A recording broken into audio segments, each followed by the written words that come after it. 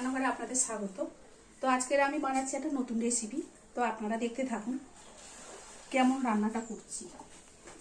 তো আমি frying pan বসিয়ে দিয়েছি, তেল দিয়ে দেব। সব কিছু আমি কুচি করে রেখেছি, একে একে সব রকম দেবো। তো দেখুন আমি পেঁয়াজ কুচি রেখেছি, টমেটো কুচি রেখেছি, ধনেপাতা, কাঁচা লঙ্কা, রসুন বাটা, আদা বাটা, কাশ্মীরি লঙ্কার গুঁড়ো, সব মশলাই পড়বে। তো কিরমভাবে করছি আপনারা একটু দেখুন। তো প্রথমে আমি দিয়ে দেবো পেঁয়াজ কুচিটা।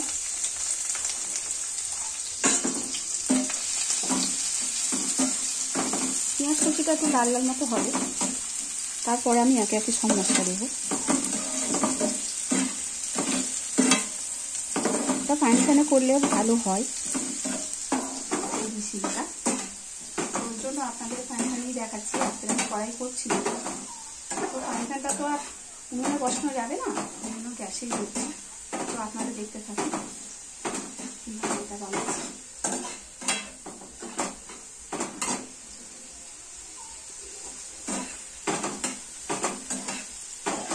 পেঁয়াজটা ভালো ভালো হয়ে এসছে, তো আমি দেবো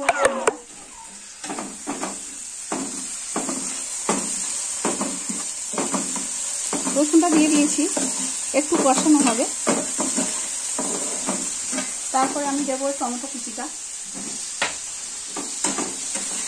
আপনারা অনেক রকম খেয়েছেন, এটা একেবারেই অন্যরকম, তো আপনারা অবশ্যই বাড়িতে বানাবেন।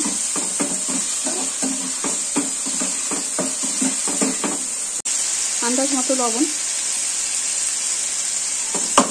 লবণটা দিলে ভালোভাবে একটু কষানোটা বেশ তাড়াতাড়ি হয়ে যায়, এবার তাড়াতাড়ি টমেটোগুলো হয়ে যাবে।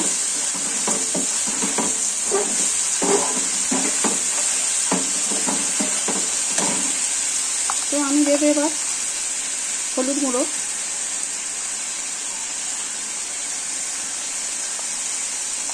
দেবো আমি জিরের গুঁড়ো, দেবো আমি ধনের গুঁড়ো, দিয়ে আমি সামান্য জল দেবো, দিয়ে মশলাটাকে আমি ভালো করে কষাবো।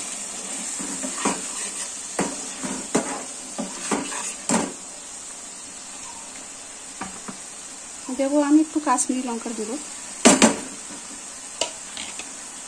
দেবো আমি একটু আদা বাটা, কাঁচা লঙ্কা কুচি, দিয়ে আমি এটাকে এখন বেশ খানিক্ষণ কষাবো। কষাতে কষাতে দেখবেন একদম তেল বেরিয়ে যাবে। একটু সামান্য চিনিটা দিলে, চিনিটাও একটা ধরুন মশলা, এটাও একটা টেস্ট আছে মশলা নিয়ে। তো এইভাবে আমি এখন খানিক্ষণ কষাবো। তো আমার মশলাটা কষানো চলছে, আমি ডিমটা ফাটিয়ে নিচ্ছি। কুসুমটা যেন গোটা থাকে, দেখুন এরকমই থাকবে গোটা। তো আপনাদের দেখাবো আমি কীভাবে করতে হবে।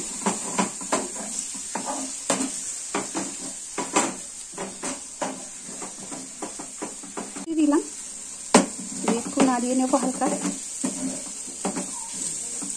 তো এবার আমি সামান্য জল দেব।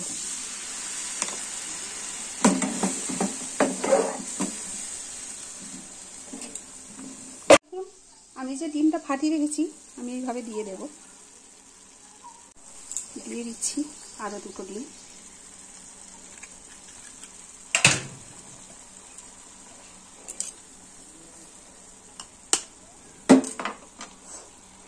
তো আপনারা ভাবছেন এটা আবার কেমন রান্না, তো এই রান্নাটা খুবই সুন্দর, আপনারা অবশ্যই বানাবেন। তো আমি উপর থেকে এগুলোতে একটু হালকা নুন ছড়িয়ে দিলাম। এটা আমি ঢেকে দেবো, গ্যাসটা কমিয়ে, এটা আস্তে আস্তে হবে। তো দেখুন আমি এটা দেখুন সুন্দর হয়েছে।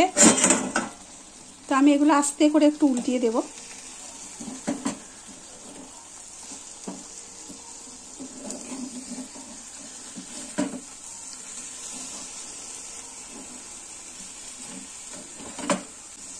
দারুণ লাগে খেতে, তো আপনারা এইভাবে বানিয়ে দেখবেন।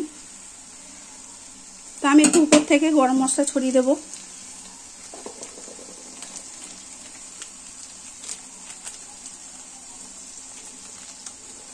তো এটা আর একটু হবে, আর সামান্য হলেই আমি নামিয়ে নেব। তো আমাদের রেডি কাঁচা ডিমের কারি।